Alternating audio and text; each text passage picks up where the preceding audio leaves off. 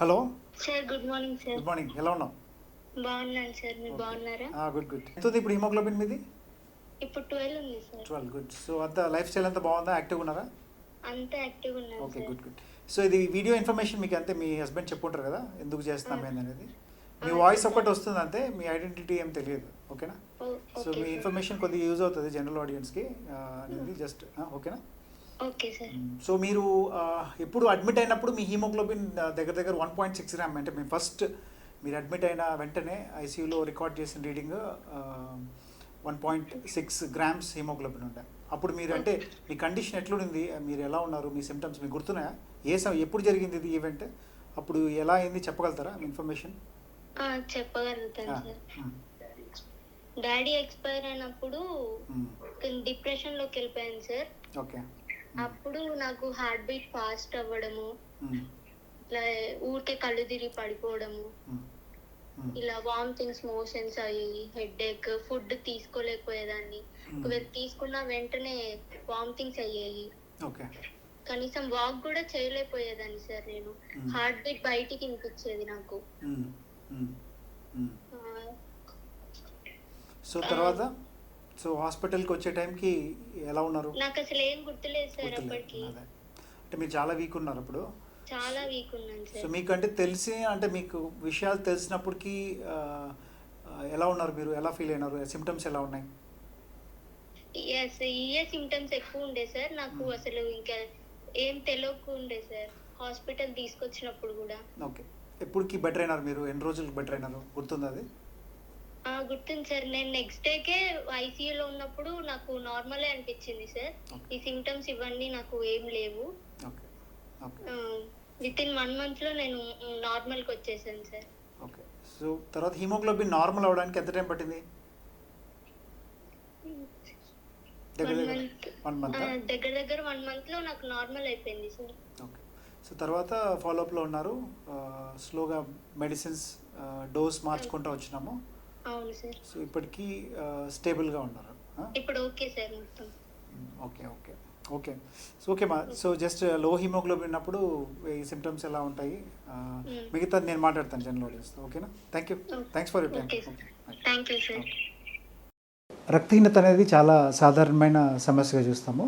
చాలామంది లేడీస్లో, ఆల్మోస్ట్ 50% లేడీస్లో రక్తహీనతని మనం చూస్తుంటాం. అంటే వీళ్ళలో స్వల్పంగా కానీ మోడరేట్ లెవెల్స్లో కానీ ఎక్కువగా చూస్తుంటాము. సివియర్ అనీమియా అంటే బాగా 6 గ్రాముల కంటే 5 గ్రాముల కంటే తక్కువ ఉండే అనీమియా కొంతమందిలో గమనిస్తుంటాం. ఇప్పుడు దీంట్లో అన్నిటికంటే సాధారణమైన కారణము మనం ఐరన్ డెఫిషియన్సీ, B12 డెఫిషియన్సీ, అంటే పోషకలోపం వల్ల వచ్చే అనీమియాగానే గుర్తిస్తాం. ఇప్పుడు హిమోగ్లోబిన్ బాగా తగ్గిపోయినప్పుడు, అతి తక్కువగా ఉన్నప్పుడు ఏ లక్షణాలు ఉంటాయి, ఎటువంటి సిమ్టమ్స్ ఉంటాయి, మనిషి జీవించగలుగుతాడా అనే ప్రశ్న అనేది మనకి రావచ్చు. ఇప్పుడు ఏంటంటే 2 గ్రాములు, లేదంటే ఇప్పుడు ఈ పేషెంట్ చూసినట్లయితే మనము 1.6 గ్రాములు హిమోగ్లోబిన్ ఉండడం చూస్తుంది. ఆబ్వియస్గా ఈ పేషెంట్కి అయితే సిమ్టమ్స్ అనేవి చాలా ఎక్కువగా ఉన్నాయి. తనకి ఆల్మోస్ట్ తను చెప్పడం బట్టి తనకి అప్పుడు ఆ టైంలో ఏం జరిగిందో కూడా ఆల్మోస్ట్ తనకి జ్ఞాపకం లేదు, గుర్తులేదు అంటుంది. తను వచ్చినప్పుడు సివియర్ అనీమియాలో ఉన్నారు, తను బాగా ఆయాసపడుతున్నారు, ఆక్సిజన్ రిక్వైర్మెంట్ అయింది. తనకు ఉన్న ఆటోఇమ్యూన్ హిమోలైటిక్ అనీమియా, అంటే అనీమియా రక్తహీనతలో చాలా రకాలు ఉంటాయి కదా, తనకి పోషకలోపంతో వచ్చిన అనీమియా కాదు, ఆటోఇమ్యూన్ హిమోలైటిక్ అనీమియా, అంటే ఇమ్యూన్ సిస్టమ్ ఎర్ర కణాలను అటాక్ చేయడం వల్ల హిమోగ్లోబిన్ పడిపోవడం వల్ల వచ్చిన అనీమియా. ఇప్పుడు మోస్ట్ ఇంపార్టెంట్ అంటే టైం, ఎంత టైంలో హిమోగ్లోబిన్ పడిపోతుంది అనేది లక్షణాలని డిసైడ్ చేస్తుంది, కారణం ఏంటని డిసైడ్ చేస్తుంది. గ్రాడ్యువల్గా పడిపోయే హిమోగ్లోబిన్, లేకపోతే జబ్బుల్లో తీవ్రమైన అనీమియా ఉంటే కూడా చాలామంది పేషెంట్స్ సిమ్టమ్స్ కంప్లైంట్ చేయరు. రీసెంట్గా నేను క్లినిక్ ఓపీలో చూసిన ఒక పేషెంట్ 4 గ్రాముల హిమోగ్లోబిన్తో వచ్చింది. 4 గ్రాములతో వచ్చినప్పుడు నేను అడిగిన క్వశ్చన్ ఏమైనా సిమ్టమ్స్ ఉందా అని అయితే ఒక్కదానికి కూడా తనకి ఏమి ఉందని చెప్పలేదు. అబ్జల్యూట్గా నార్మల్గా ఉంది.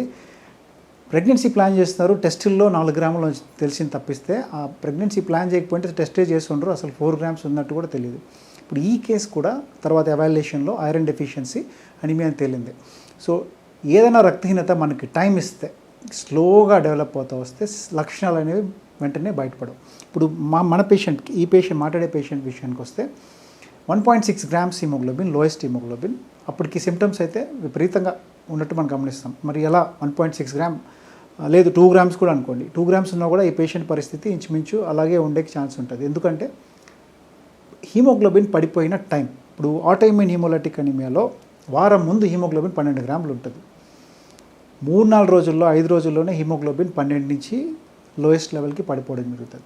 మన బాడీకి అడాప్టేషన్ టైం ఇవ్వకపోతే, అంటే అడ్జస్ట్ అయ్యే టైం ఇవ్వకపోతే లక్షణాలు వెంటనే జరుగుతాయి.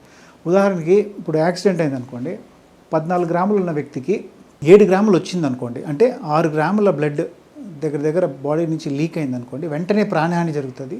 మనిషి స్పాట్లో చనిపోయే అవకాశం కూడా ఉంటుంది. ఇప్పుడు యాక్సిడెంట్ అయినప్పుడు ఇమ్మీడియట్గా బ్లడ్ పోతే ఎంత బ్లడ్ 12 గ్రాముల నుంచి లేదంటే 14 గ్రాముల నుంచి 6 గ్రాములకి వరకు వచ్చినట్లయితే, కానీ టైం ఉంటే ఏ సిమ్టమ్స్ లేకుండా కూడా ఉండదు. ఇది ముఖ్యమైన అండర్స్టాండింగ్ అన్నట్టు. మన బాడీకి అడాప్టింగ్ కెపాసిటీ ఉంటుంది.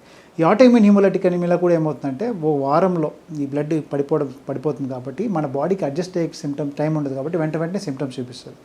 రక్తం అనేది ఏం చేస్తుంది, ఆక్సిజన్ని, మన బయట ఉన్న ఆక్సిజన్ని మన శరీరానికి సప్లై చేస్తుంది. కాబట్టి ఈ బ్లడ్ పడిపోయినప్పుడు ముఖ్యంగా బయట గాలి ఆ వాయువు ఉంటుంది కానీ మన శరీరం తీసుకోలేని పరిస్థితిలో ఉండదు. అంటే మనకి ఇంకా ఊపిరితిత్తులు ఆగిపోయినట్టు లేదంటే పనిచేయని పరిస్థితి లెక్క మనకి సిమ్టమ్స్ చూపిస్తుంది అన్నట్టు.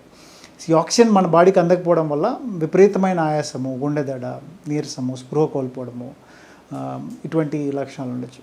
ఇంకా ఆటోఇమ్యూన్ హీమోలైటిక్ అనీమియాలో ఎర్ర కణాలు విరిగిపోవడం వల్ల జాండీస్ కూడా వస్తుంది. ఇప్పుడు కారణం బట్టి ట్రీట్మెంట్ ఉంటుంది కదా. ఇప్పుడు ఐరన్ లోపంతో 2 గ్రాములు పేషెంట్ వచ్చినప్పుడు పేషెంట్ బాగా సిమ్టమ్స్ ఎక్కువ ఉండి అన్స్టేబుల్గా ఉండి ఎక్కువ ఇబ్బంది పడతా అంటే బ్లడ్ ట్రాన్స్ఫ్యూషన్ చేసుకొని దాంతోపాటు మెయిన్ ట్రీట్మెంట్ ఏమవుతుంది, ఐరన్ ఇంజెక్షన్స్తో నార్మల్ చేసేయచ్చు. ఆటోఇమ్యూన్ హీమోలైటిక్ అనీమియాలో కారణం ఏంటి, ఇమ్యూన్ సిస్టమ్ మన కణాలను అటాక్ చేస్తుంది కాబట్టి అక్కడ ఇమ్యూన్ సిస్టమ్ని కంట్రోల్ చేయడం ద్వారా జబ్బుని కంట్రోల్లోకి తీసుకుంటాం. సో ఈ పేషెంట్ కూడా ఆ ట్రీట్మెంట్ వాడడం ద్వారా స్లోగా గ్రాడ్యువల్గా స్టేబుల్ అవ్వడము, సో గత కొన్ని ఏళ్ళుగా స్టేబుల్గా ఉండడం జరిగింది. ఇంకా కొన్నిసార్లు రక్తహీనత అనేది బోన్ మ్యారో జబ్బుల వల్ల, బ్లడ్ క్యాన్సర్స్ వల్ల, సింపుల్ థైరాయిడ్ సమస్యల వల్ల, కిడ్నీ ప్రాబ్లమ్స్ వల్ల కూడా రావడం జరుగుతుంది. సో ఇక్కడ ఏంటంటే కారణం ఏంటి, దాన్ని బట్టి ట్రీట్మెంట్ అనేది ఉండడం జరుగుతుంది.